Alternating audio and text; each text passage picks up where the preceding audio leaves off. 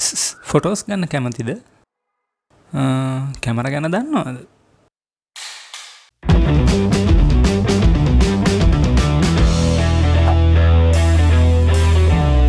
Hello guys, welcome back to PIXELvoiz capturing split of the moment.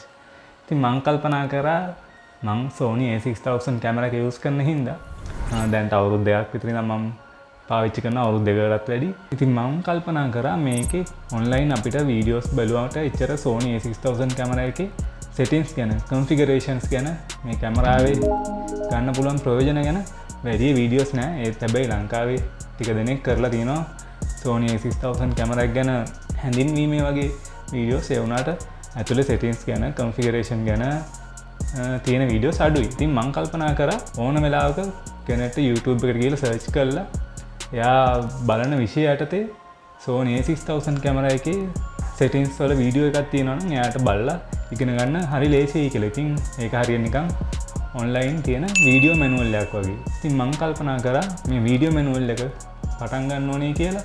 මම දැන්ටම Sony a6000 camera එකේ settings ගැන videos දෙක තුනක් දාලා තියෙනවා. මම හිතුවා මේකේ වීඩියෝ සීරීස් එකක් වගේ කරලා දාලා තිබ්බනම් කැමති කෙනෙක්ට ඕන වෙලාවක configuration ඉගෙන ගන්න අවස්ථාවක් දුන්නොත් හොඳයි කියලා. ඉතින් මම දන්න දැනුම් පාවිච්චි කරලා මගේ අවුරුදු දෙකකට විතර තියෙන ඉතින් බොහොම සුළු කාලයක් තියෙන අවුරුදු දෙකක් කියන්නේ හරි කාලයක් නෙවෙයි. ඒ user experience එකත් පාවිච්චි කරලා වීඩියෝස් ටිකක් කරලා දැම්මොත් මේ කැමරාව ගැන උනන්දුවක් තියෙන, මේ කැමරාව ගන්න බලාපොරොත්තුෙන් ඉන්න. එහෙම නැත්නම් දැන්ටම DSLR කැමරා පාවිච්චි කරලා Sony mirrorless තාක්ෂණය ගැන උනන්දුවෙන් ඉන්න කෙනෙක්ට මේ වීඩියෝස් වැදගත්යි කියලා මම හිතනවා. අද ඉනම් අලුත් මාසේ අපේ නොවැම්බර් මාසේ එක දවසට එක වීඩියෝවක් දාන්න උත්සාහ කරනවා. බැරි වෙන අවස්ථා වෙයි. ඉතින් මම පුළුවන් විදියට වීඩියෝස් දාන්න කල්පනා කරන් ඉන්නවා. entry level කැමරාස් වලින් ගත්තම ඉතාම උසස් තත්ත්වයේ තියෙන කැමරා එකක් තමයි Sony a6000 කියන්නේ. small form factor එක travel කරද්දී අරන් යන්න තියෙන පහසුව ග්‍රෑම් 400ක් වගේ වෙන්නේ. ඉතින් මේකත් ලොකු වාසියක් මේ Sony a6000 කැමරාවට මිනිස්සු ආදරය කරන්න පෙළඹෙන. ඉතින් තව දෙයක් තමයි DSLR කැමරා වලින් mirrorless තාක්ෂණය වෙනස් වෙන මේ auto focus mechanism එක. ඉතින් Sony සමාගමේ auto focus mechanism එක අදට ලෝකේ ඉහළින්ම තියෙන මෙකැනිසම් එකක්.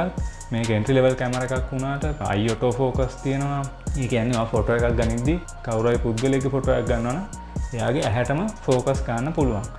ගොඩක් ඔයාලා දන්නවා ෆොටෝ එකක් ගත්තු ගාම අපේ ඇස් ඇදිලා යන්නේ ඒ පුද්ගලයාගේ ඇස් දෙකට. ඉතින් ඇස් දෙක හොඳට focus වෙලා තියෙනවා නම් ඒ ෆොටෝ එකේ ගුණාත්මක භාවය ගොඩක් ඉහළයි. FPS ඒ කියන්නේ frames per second 11ක් එක දිගට ෆොටෝස් ගැනීමේ හැකියාවක් මේ කැමරාවේ තියෙනවා. ඒ වගේම තමයි මේකේ තියෙනවා live view display එකක්. ඒකෙන් ඔයාලට ඒ වෙලෙම කරන effects live ඔයාලට ඒ display එක through බලා ගන්න පුළුවන්. ෆොටෝ එක ගන්නත් කලින් ඔය ෆොටෝ එක මොන වගේද කියලා මේ live view display එකෙන් බලා ගන්න පුළුවන්. ඕකේ. ඉතින් තව දෙයක් තමයි Sony සමාගමේ තියෙන මේ Sony picture profiles. cinema grade එකේ cinema level එකට යාළගේ පාවිච්චි කරන picture profiles, color settings, color science මේවා ඔක්කොම මෙයාලගේ මේ mirrorless කැමරා වලත් අන්තර්ගත වෙලා තියෙනවා. ඉතින් ඒක ලොකු වාසියක්. ඔයාලට සාමාන්‍යයෙන් වීඩියෝ එඩිට් කරනවා නම්, ඔයා වීඩියෝ ක්‍රියේට් කරනවා නම්, ඔයා YouTube ක්‍රියේටර් කෙනෙක් නම්, වෙඩින් වීඩියෝග්‍රැෆි කරනවා නම්, එහෙම නැත්නම් මියුසික් වීඩියෝස් හදනවා නම් ඔයාලට මේ picture profile එහෙම නැත්නම් Sony color science එක පාවිච්චි කරලා ලස්සන දෙයක් නිර්මාණය කිරීමේ හැකියාව තියෙනවා. ඉතින් මේ Sony a6000 කැමරා එකේ තියෙන තවත් ලොකු විශේෂාංගයක් තමයි එයාලගේ ප්‍රොෆෙෂනල් ග්‍රේඩ් එකේ කැමරා වලට දාන lenses මේ පුංචි කැමරාවටත් සෙට් කරන්න පුළුවන්. ඉතින් ඒක ලොකු වාසියක්. E-mount කියන තාක්ෂණය තමයි එයාලා අවුරුදු ගාණක් ඉඳන් lens නිෂ්පාදනය කරන්නේ. මේ lens වල තියෙන OSS තාක්ෂණය අපේ පුංචි කැමරාවටත් ගන්න හැකියාවක් තියෙනවා. ඉතින් ඒ වගේම තමයි තවත් third party lens නිෂ්පාදනය කරන ආයතන වල Sigma, Tamron, Tokina ඔය වගේ සමාගම් වලත් අපේ මේ පුංචි කැමරාවට lens නිෂ්පාදනය කරනවා. ඉතින් මම මේක Sony a6000 කැමරා එක ගැන වර්ණනා කරනවානේ. මම කලිනුත් වර්ණනාවක් කරලා තියෙන ඒක වීඩියෝස් ඇති මගේ channel එකේ. ඉතින් මේ කැමරාවේ තියෙන disadvantage එක මම අකමැති දෙයක් දකිනවා නම් ඒකම දේ තමයි battery life එක. සාමාන්‍යයෙන් shots 360ක් වගේ තමයි ගන්න පුළුවන් මේ කැමරාවෙන්. ඉතින් ඒක මට එච්චර ප්‍රශ්නයක් වෙලා නැහැ.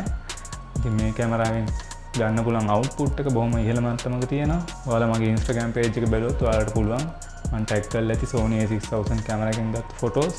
ඉතින් මේ ෆොටෝස් බලුවම ඔයාලට quality එක පැත්තෙන් නම් අඩුලුහුඩුවක් දකින්න ලැබෙන්නේ නැහැ. ඉතින් මේ කැමරාව ෆොටෝස් ගන්නයි වීඩියෝස් ගන්නයි දෙකටම හොඳයි. YouTube friendly කැමරා එකක්.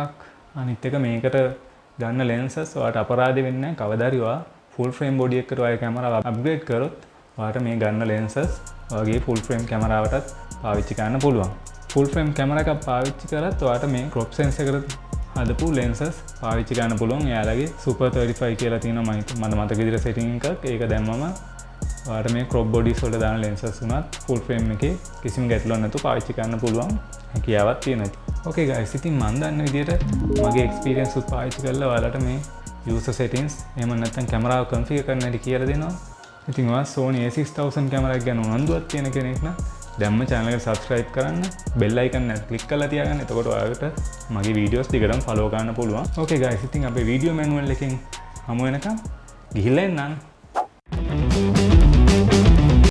ඉතින් එහෙම third party lens නිෂ්පාදනය කරන අයත් මේ පුංචි කැමරාවටත් ඕන ඒකල කට්